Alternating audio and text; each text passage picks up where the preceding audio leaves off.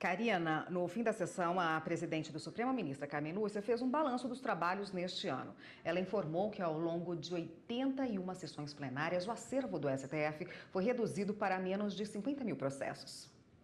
Começamos o ano com 57.995 processos e, a despeito de termos tido novos processos, recebido 42.579, conseguimos chegar ao final do ano com um acervo de 44.832. É preciso que se lembre que há alguns anos o Supremo chegou a ter quase 150 mil processos.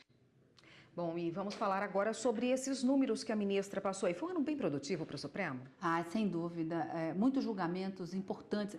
Eu sempre digo que os julgamentos no Supremo são importantes, mas quando chega à Suprema Corte, há uma discussão em torno da Constituição que só o Supremo Tribunal Federal poderia discutir. Então, as causas mais complexas, os recursos extraordinários com repercussão geral reconhecida, em que aquela única decisão do Supremo vai acabar alcançando milhares de outros processos que aguardam em todo o Brasil para ter um desfecho unânime, coerente, dentro de uma ubiquidade.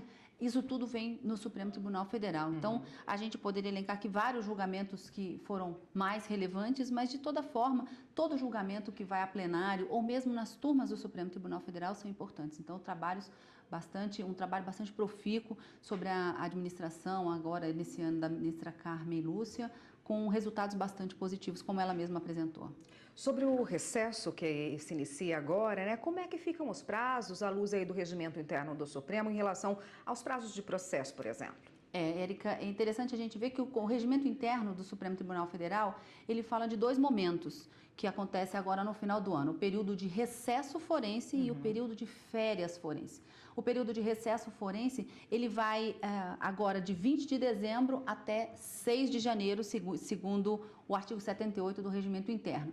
E o período de férias forense, ela acontece em dois períodos no ano, janeiro e julho. Durante todo esse período, a presidência ela funciona em regime de plantão, decidindo apenas questões urgentes e emergenciais, e todos os prazos acabam ficando suspensos durante esse período. Então, apenas aquelas questões mais urgentes é que são deliberadas pela presidente. Mas não o regimento interno prevê também a possibilidade de que os ministros sejam, de uma certa forma, ou havendo uma necessidade de uma eventual convocação. Então, até um dispositivo no regimento interno que os ministros devem deixar o seu endereço ou onde eles se encontram para uma eventual convocação.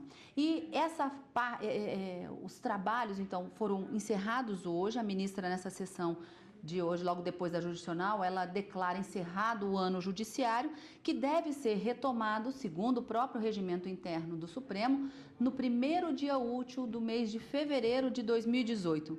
Nessa sessão de reabertura, na verdade não é nem reabertura, de abertura do ano judiciário de 2018, deve haver uma sessão solene que apenas confirma essa abertura do ano judiciário, e aí os trabalhos no tribunal seguem da mesma forma, no dia a dia, de forma padrão. Mas o encerramento dessas férias, então, desse período em que os prazos estariam suspensos, vai se dar apenas nessa sessão solene. Primeiro dia útil do mês de fevereiro, salvo engano, é 1º de fevereiro, efetivamente uma segunda-feira, mas isso só o ano que vem. Até lá então, Karina. Obrigada por hoje. Combinado. Até mais.